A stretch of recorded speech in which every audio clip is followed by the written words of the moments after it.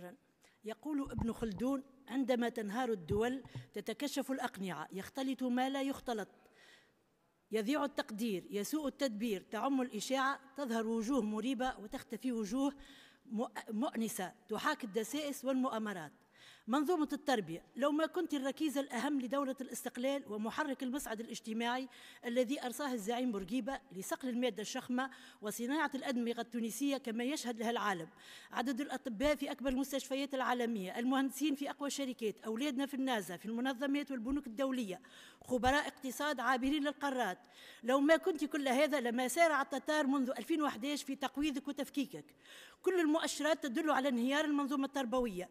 بدأوا بإبعاد القيادات الإدارية وتعويضهم على قاعدة الانتماء وعدد سنوات السجون، تفاقم عدد المنقطعين عن الدراسة، تفشي العنف، انتشار المخدرات، خرجت تونس من كل المقاييس العالمية، خرجت الكتاتيب عن سيطرة الدولة، انتشار مدارس في شكل ثكنات لغسيل الأدمغة. وهذا حال القطاع الخاص والقطاع العام، فالكل يشتكي والكل متضرر. ومصائب التعليم العام عند التعليم الخاص فوائد.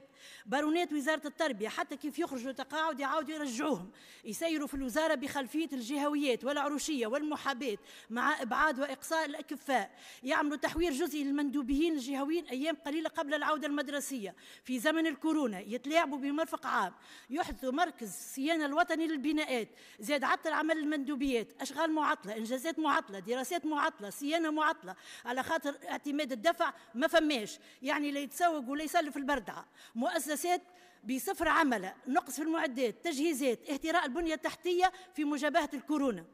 منظومة تصدر عجزها على إيجاد الحلول لإصحاب الشهائد العليا إلى التعليم الخاص دون خطة واضحة ودون دراسة جدوى.